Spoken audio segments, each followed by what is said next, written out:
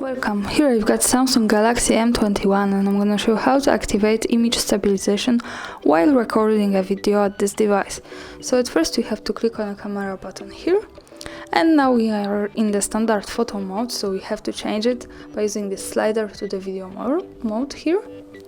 And as you can see, here we are, and to get access to the image stabilization we have to go to the more advanced settings, which are in the left corner here. So by tapping on this button we get access to it, and as you can see, camera settings, and the first place are videos, and when we slide down we have the video stabilization. So by tapping on this button simply we can easily turn it on and turn it off like that.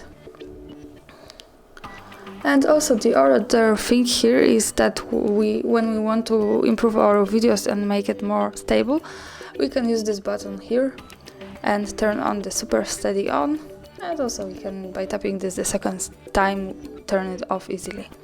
And that's all, thanks for watching, subscribe our channel and leave the thumbs up.